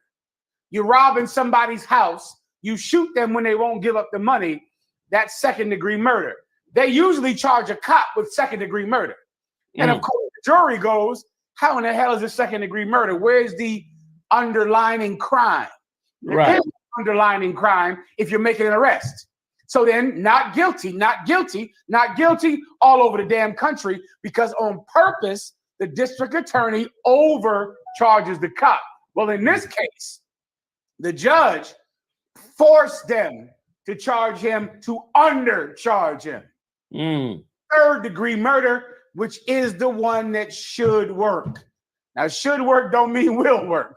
Right. Should work is the one that he actually is doing. What is third-degree murder, House? I got third-degree murder. Oh, Slocky, sir. Did I? It does kind of explain. Please, get it on. He said your mic is off too, you die. Okay. Derek Chauvin is already charged with second-degree murder, which carries a maximum sentence of 40 years, as well as second-degree manslaughter. However, third degree, when the judge, Hennepin County Judge Peter Kell has reinstated a third-degree murder charge against the former officer that killed George Floyd, which has a maximum sentence of 25 years. There you go. Like that's the one that I think is reckless endangerment to my memory, right? Where you endanger somebody's life, meaning he has his knee on his neck. He knows that that could cause harm. He didn't stop it. Third-degree murder. So that one is the one that could catch him, but who in the hell knows in America? So like Good point. Good point. All right. You got when meanwhile, of course, nothing will happen after this. They still dragging brothers out the car, still killing them. Oh man. Zaryak sent me a video too. I meant to bring out. He said, "Did y'all catch that video of the sister who shot the cop who was trying to arrest her? Y'all saw that video? Sir. Have y'all played it yet? Do you have a copy of it? Pull that video up. You got it, Morel?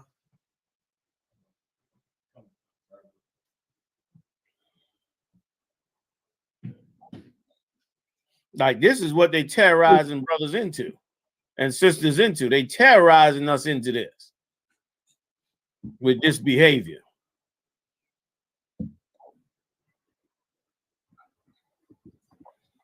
If you have it while they're looking at this. Shocking moment. Woman driving wanted felonies. Shocking moment. Woman driving wanted felon's car, shoot traffic stop. That's it. Woman fatally shot by cop in traffic stop turned shootout in Tennessee. A woman in Tennessee was killed by a cop and was rushed into surgery following a shootout in a parking lot. I'm sorry, Mara, are we ready? Yes, sir, we are. 1 second, you die. Okay, I didn't know that he killed her. I thought she drove away. I think it said she died later. Oh, damn. And if I could, sir, this story here is the worst thing in the world that have ever gotten on social media. Dang. This is terrible for us. And you'll see why. I saw the video, and the first thing came to my mind is they're gonna do away with them tasers. Listen, he didn't shoot her. He gave her a chance. He kept saying, "Get out of the car. Stop reaching into your car." And then she shot him. Which means we should not give chances. Exactly. When you bend over in the car, we shouldn't give you the benefit of the doubt. Like this story is going to end up in every police station, in the mayor's office, and to say this happened. This officer got shot because he was worried about the backlash of shooting an unarmed person. So he got shot. Like this, even the release of it is going to get black people killed. Because it's going to justify the police officers' irrational fear of people reaching in their car. Remember, that brother got shot in the back 7 times. He didn't shoot her in the back, and the cop got shot. Means, let's go back to the way it was before. Shut your mouth. Stop all of that Black Lives Matter nonsense. Because police are in danger. Like this one incident, which is absolutely rare. This is rare. But they're going to be everywhere, meaning a cop has to shoot first or else he's going to get shot. Like all the comments meant that he should have did what they supposed to do. Punch him in the mouth, rip him out that car, slam him into the ground, handcuff him, put the knee on the neck first and foremost, before they even ask what's going on or, tell them what's going on, punch them in the mouth, put the gun in their face, slam them on the ground, do what cops usually do. He didn't do he didn't abuse her like they normally did and got shot for. And in their mind, he gave her the benefit of the doubt. He didn't want to pull the trigger. He didn't know why she was reaching in the car, so he didn't shoot her. And he's laying on the ground shot. And so once again, times never change because A real human being got shot on this tape. That cop. Real, living, breathing person that matters got shot. And so because of that, you're going to have to get shot if you're reaching for your wallet up. That's it. Because a real human can't risk his life over yours. Yeah. This human risked his life over a black woman's life, and he paid for it. Never again. Salakia, sir. Yeah, damn right. That's how they go. That's how they gonna take it. Oh yeah. And you want to show? Can we play it or no? They playing it now. I'm watching it Yeah, now. He's playing it. Yeah, I'm watching it So now. like I saw it. If you want the sound, so I can play it with the sound. Can the people hear it? Yes, sir. Come on. Okay, good enough. Salakia, sir. Oh, no, they can't hear it right now. They need to hear it. You can step right back here. What did you take out of it? Nothing. I was Okay. Okay. All right. Listen. Just come back here. I think we're getting off on the wrong foot. Okay. Because I'm really confused on why I'm getting shot. He's got several warrants. Okay, that has nothing to do with me. You don't know who's in the car. Nobody's in my car. Well, now I know that. However, now I'm going to address the other problems. Okay, so you want my bag and all my belongings. So just step right back here. Can I use the restroom? And you know it's being audio and video recorded, just to let you know. Okay. So it's just in here? Yes, sir. Okay. Was there? Well, I'm about 5 minutes from it. Is this? Yes.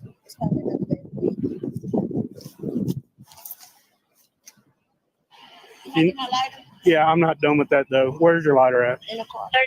It says you're about 7 minutes away. I'll get it for you in a second, okay? So you drive right there in and your- the Dollar General. Can I have you start process 23? You scaring me. Thank you. Here, do me a favor. Turn No, hold Turn on. around. Don't put me in handcuffs. I haven't done anything wrong. Ma'am. No, don't put me You're about to get paid. Get down. Get down on the ground. Down on the ground.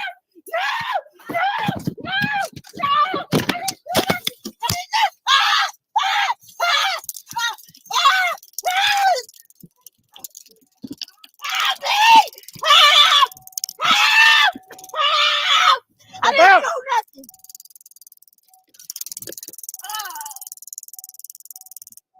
Step out. Ma'am, put the gun down. Put the gun down. 42 shots fired. Shots fired. 10-4, 13, keep at that code 3. Out. Ma'am, put the gun down. Put the gun down. 42 shots fired. Shots fired. 10-4, 13, keep at that code 3.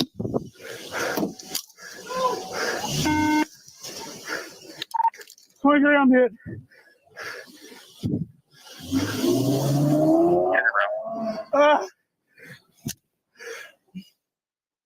Surely gonna say you should have filled that car full of holes. But did Marab play the beginning? She kept Marab. If I could, sir, play Yeah, the go very ahead. reaching in the car, reaching in the car, and he's saying, "Ma'am, stop! Ma'am, stop!" Guess what? She had a gun.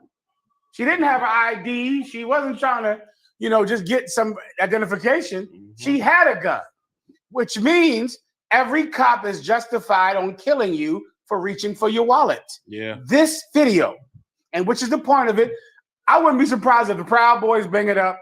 The Donald Trump people forget about that. They're going to be on this like hotcakes. All right?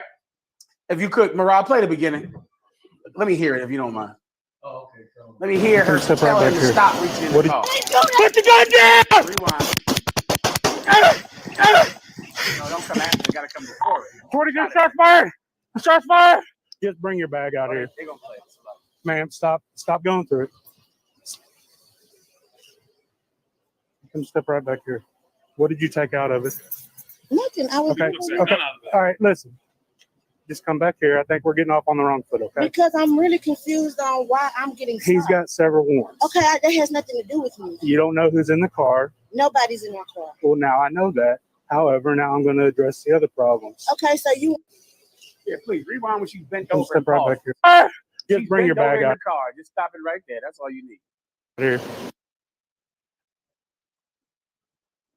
I can't see it. She bent over in the car? Oh, yes, sir. Yeah, it's a little low, but she is bent over in the car. Well, this is how the brother got killed. What was that? Chicago? Right. What was that city? The brother Right. was bent in his car and got shot in the back. Right. I forget. I don't think it was. I know what you're talking about though. That's the one that got shot. Yeah. He got shot like 8 times. Yeah. It was outside of Chicago. It was outside of Chicago. Right. Well, this is why he shot him. I think it was in Wisconsin, matter of fact. In Wisconsin, right in Wisconsin, sir. She had a gun. And this video is going to be used. They're going to play it in the training. They're going to push it constantly. And if I could say one last thing, sir. Yeah. It goes out to all Black and Hispanic police officers. Don't be like Kirk Franklin's son. Don't be a bitch. Don't do that. Don't allow them to show you this rare occurrence of somebody who gave a person a chance, who gave a person the benefit of the doubt and got shot. Don't let the police use this to make you murder 9-year-old children with toy guns. Right. Don't make you shoot brothers and sisters who are getting their ID out. Don't let this happen. Don't be a bitch. Don't be scared. Listen, just instead of thinking like somebody who's scared to death because they saw a video on the internet, instead of thinking like that, think logically and realistically and without fear. This is what's more realistic. Even though this happened, it's far more realistic that you are going to kill a 9-year-old child with a toy gun. The numbers, not my feelings, they're just the stats. The numbers say that cops are not in a dangerous job. You're not even on the top 20 list of dangerous jobs. That's right. Safe. There's no problem. This is a strange and rare occurrence. Don't be a bitch and murder people because of a video you saw that they showed you at the police academy to get you to be afraid. Right. And of course, this one gets publicized. Of course. Yeah, man, more than any other. And the New York Post, they about racist as they could be. They made sure this video got out. Ma'am, stop going through it. And you better not arrest the cop for doing it, because you know what's getting played at the trial, right? When you arrest a cop for 3rd-degree murder or 2nd-degree manslaughter, here's exhibit number 1. He in fear for his life. Thank you, Haas. He is in fear for his life, not guilty. Yeah. Yep.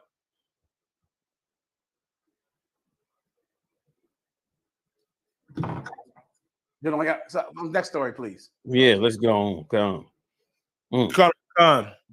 Amber Guyger granted appeal claiming self-defense when she murdered Botham Jean.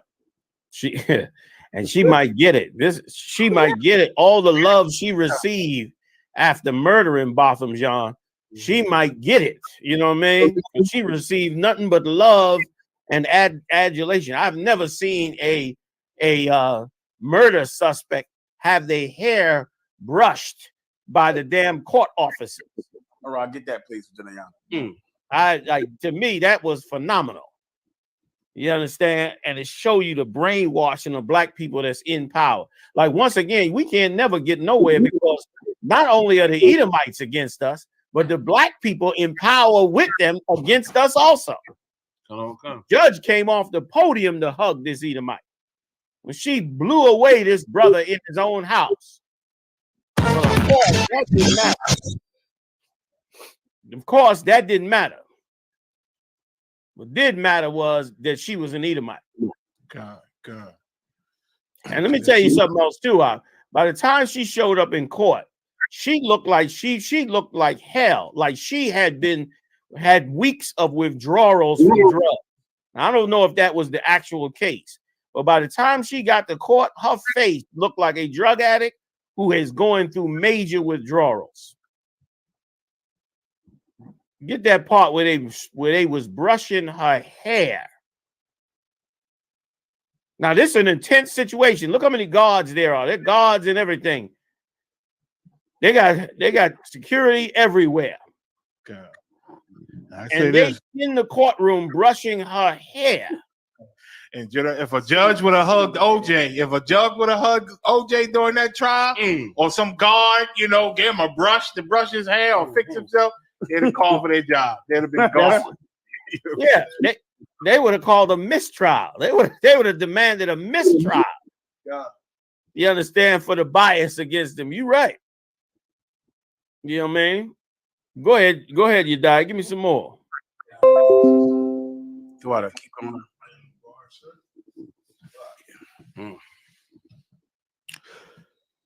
The family of Botham Shimjon thought they were finally going to see some justice after the police officer who killed their beloved son was found guilty of murder.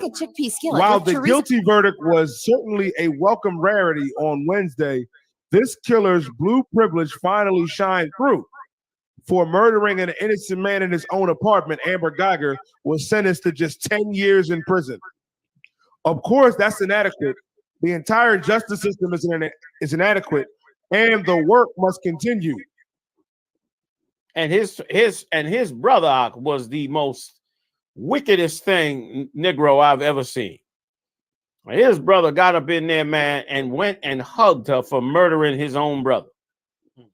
Christianity is a curse among curses, man. You ain't gonna tell me about no other market. I don't know nothing more diabolical than that. You looking for the mark of the beast? You best believe that spirit to go hug the murderer of your brother means you hate your brother so much. And it shows you too that Esau have done a magnificent job with his propaganda, because the love for him surpassed the love of his own family member. His own family member sitting there growing up with him, his own family member prefer that devil over. That's the one. Look at Aunt Jemima. Look at that. Look at that. That is amazing to me. She don't even have a brush. She making sure she looks wonderful for court. Look at that there. Talking to her. You gonna be all right, Miss Ann.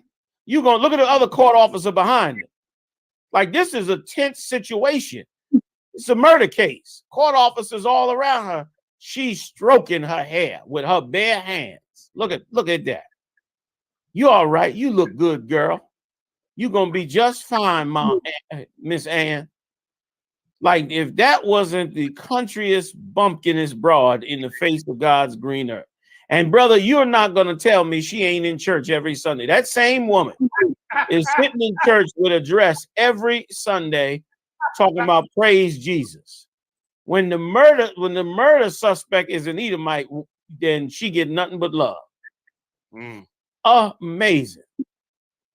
Can you get do you got the part where the judge comes down, Morale? Yeah. He gonna look at it now. Like let me tell you something. This was so Uncle Tom and Aunt Jemima that white people were shocked. Like, white people said, wait a minute. White people were shocked that she did this right here. Like, brother, that's an abomination. I listen, if any whatever black man, if it's even a man, because these days it could be a woman, but if a black man lives with her, he's in absolute hell. Because she's stroking the hair of a murderer of a black man. If you a black man and you live with that Christian woman there, you in hell. And God forbid if she got a black son. God help him if she got a black son, because you can guarantee she hates that boy. And empowerment it must give to white people. I imagine that. Like, if I was a white man, I'd be so proud. I see that and I say, look at this, the worst of us. They still love. This I have to be better than them. You know what I'm saying? I gotta be great. He's a Superman. I mean, we gotta be Superman the way these people treat us, no matter what we do to them. You know what I'm saying? We stroke their ego. You know what I'm saying? Yeah, it's amazing. It's amazing. So go ahead, Yedaya. She's seeking the appeal, and what are they saying about it? Anything? Khan. It says, Salakim, however, it could soon be far more as inadequate, as Guyger was just granted an appeal to overturn her murder conviction. Yeah, you better see where this going. If you're older than a day, that she's going to beat this case. And if I can show you something, I just went just now while the brother was reading it and looked up some possible defenses, and I think I found one in about 5 seconds. Damn.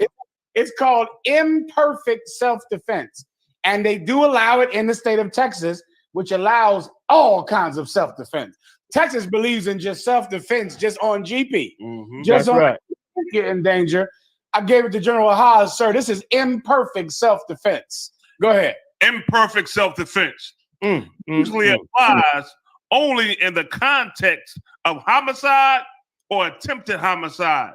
When a defendant is charged with murder, the charge may be reduced to manslaughter on the basis of imperfect self-defense.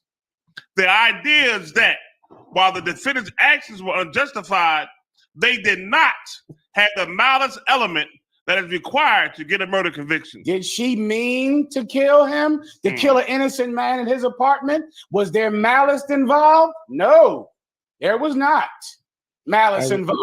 Keep going. This could mean that the defendant will not face the death penalty or life in prison. You understand? She's going to get this thing overturned. That's right. She should have been charged with something lesser because she didn't mean to kill him. And there's another one farther above it where if you can prove that this defendant has something in their mind that makes them think they're in danger even when they're not, it's imperfect self-defense. And I think I know what she might be able to use to say, I saw him standing there and I pulled my gun. I thought I was in danger. Videos like the one we saw. Listen, and Muhammad, Salakia, please. I hate to tell you, but I have to disagree that she is not going to use the video. She is not going to use that defense. She is going to use the ultimate defense, her white skin. That's the defense that she's going to pull, and she's going to get out. I mean, this Judge Kemp is a horrible human being. Like, this is a horrible, horrible human being sitting on the bench. I could imagine her record of sentencing black men. Like this woman here is once again, justice is nothing, because justice just means Edomites get what they want and everybody else can drop dead. That's it. And you give your love for them. I mean, she brought the Bible down to this Edomite, and she is talking to this Edomite with love and admiration. And listen, and even the court officer is watching her hands. The court officer is watching the ex-cop's hands to make sure she doesn't harm the judge. He's watching. If you notice, his head is moving and looking directly at her hands because she's a murder suspect, but the judge is in her face, hugging her, showing her the Bible, telling her about it. That's Christianity. Like, really, Christianity is trying to save white people from their white supremacy. That's it. Like, Christianity ain't trying to save you and get you to turn back to God. It's trying to save white people from their white supremacy so that they can accept black people in. And so they can continue to be the rulers of the world and be beloved and in admiration. Like, this Judge Kemp here, brother, is a monster. Is a monster. This you preside over a court case of the murder of a black man in his house. And the woman get convicted now. And this ain't pre-conviction. This is post-conviction. The jury find her guilty of the crime. And you do everything you can to make sure she is loved and beloved and will make it, through her sentence. And I could imagine what this judge is offering her and telling her. Like, I mean, it's repulsive. It's absolutely repulsive. And once again, this comes from church people. Like this ain't a Rastafarian right here. This ain't no Hare Krishna. This ain't no Muslim. This ain't none of those things. And it certainly is not a Hebrew Israelite. This is a church going cranktified in the name of Jesus, black woman up in this church, man, full of power and full of the power of Esau and giving Esau back all the love, regardless of if they murder a. And this brother was not a thug, man.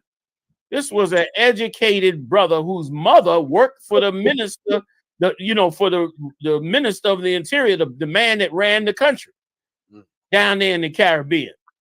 And he was well educated and had a powerful job and dead in his apartment. Dead, and she convicted.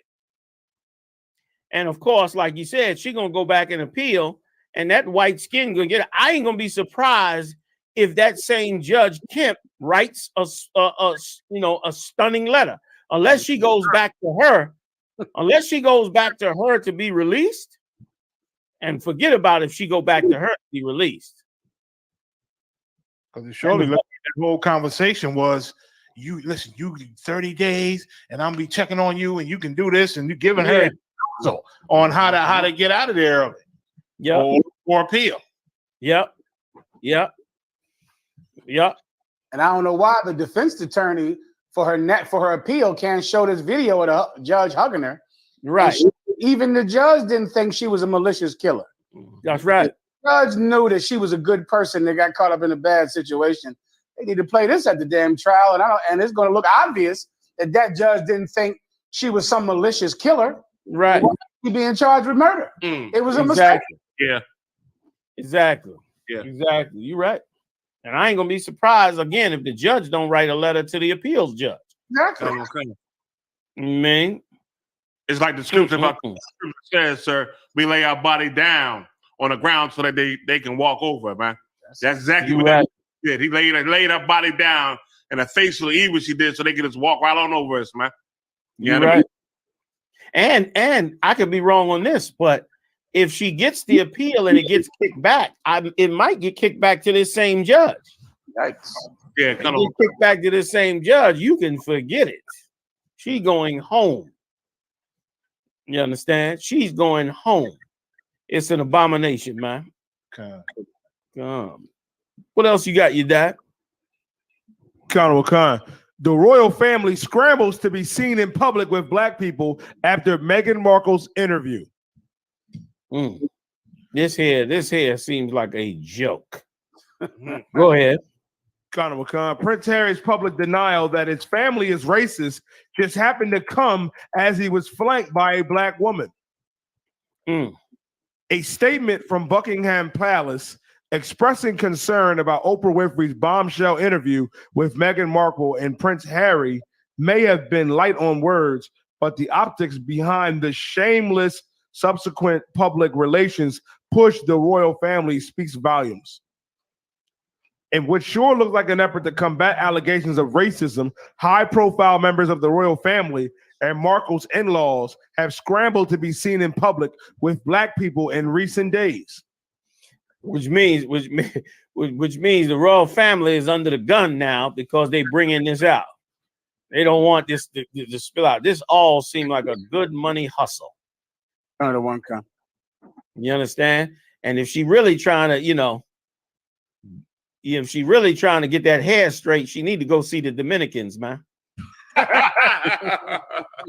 Send me a nice knot to straighten that hair right, man. If that's what she trying to do. Go ahead. The latest evidence on the strong possibility came Thursday when Prince William, Harry's brother, addressed the controversy in public for the first time. While visiting a school in London, described on his website as an institution for children from all backgrounds, William escorted to a racist bone extra tactic and denied the existence of racism in his family. We are very much not a racist family, Prince William said unconvincingly. And if I could, sir, there's a picture of Prince Harry wearing a SWAT sticker in a party where everyone had on blackface. Yeah, he had on a full Nazi outfit.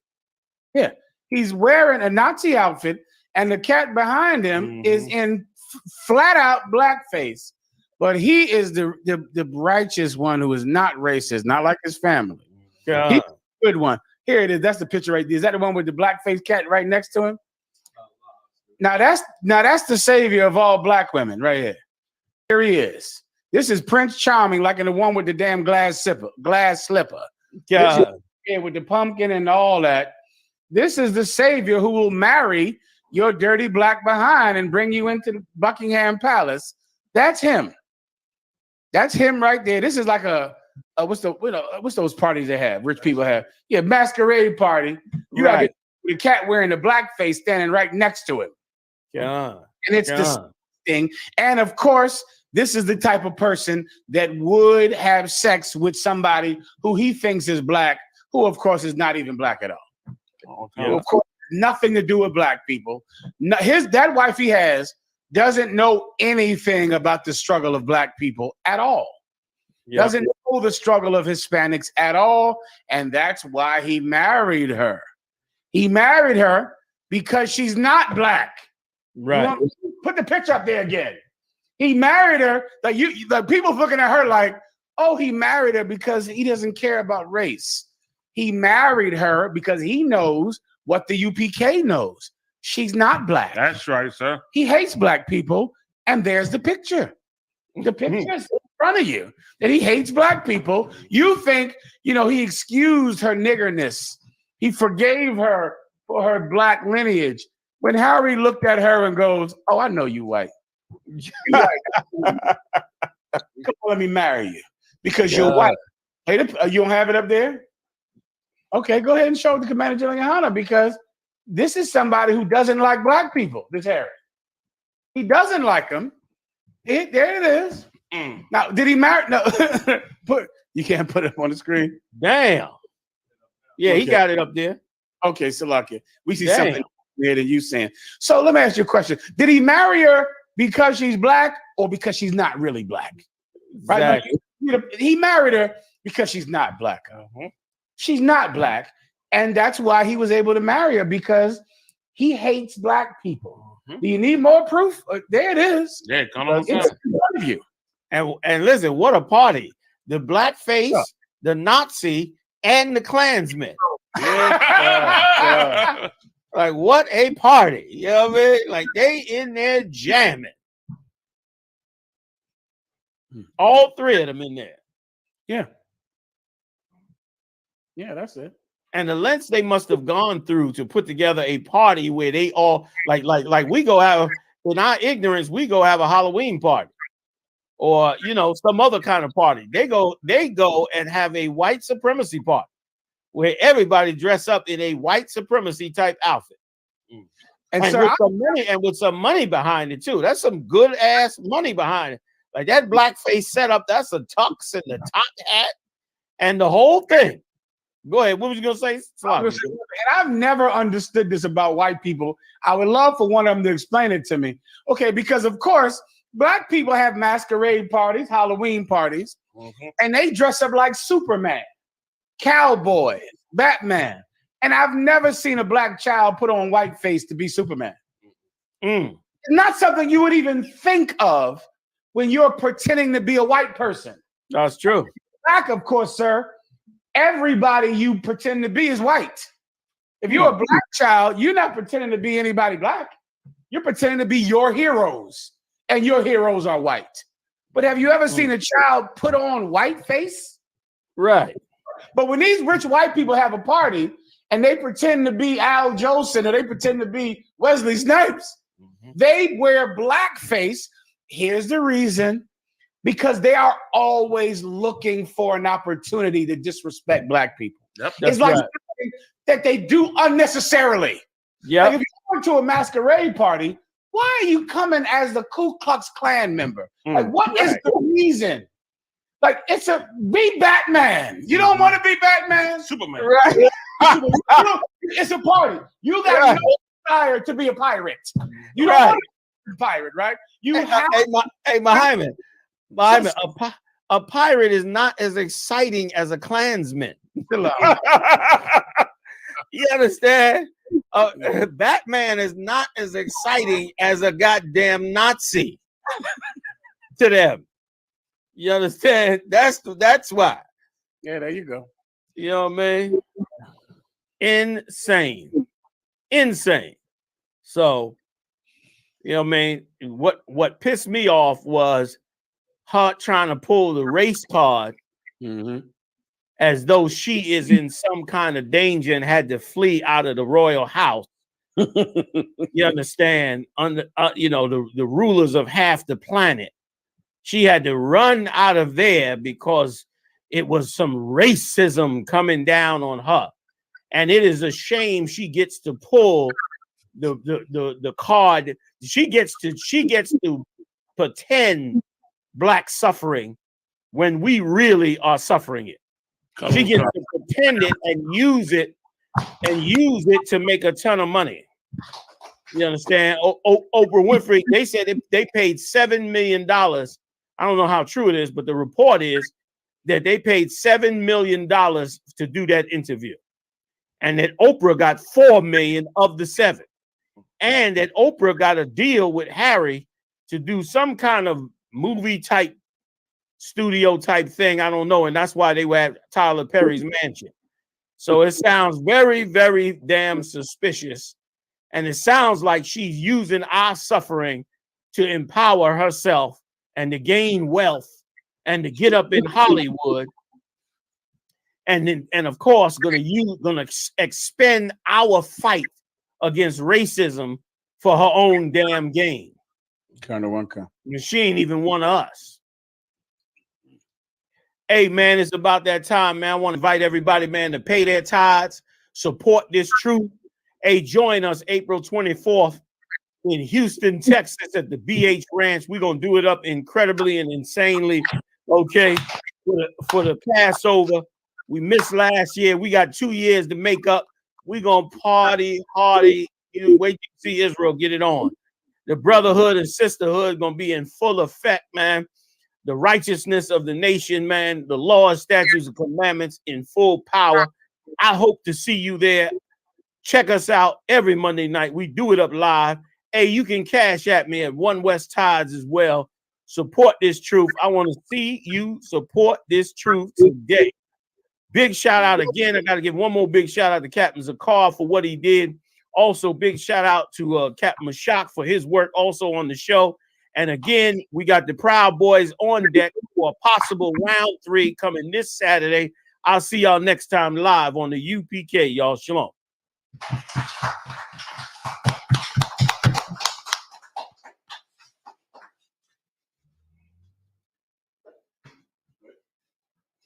Come on. I don't know you.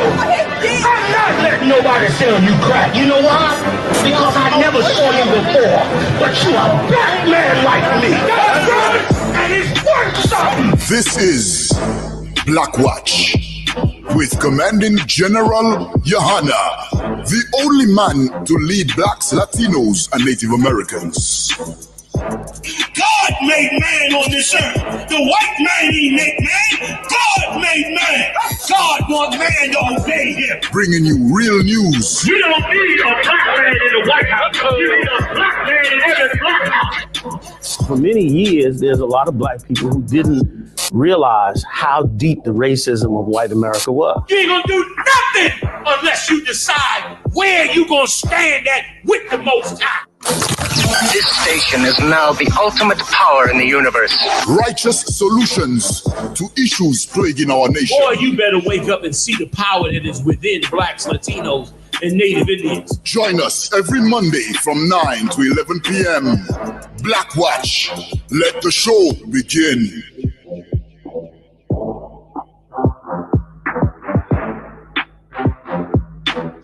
Shalom, Israel. It's that time again.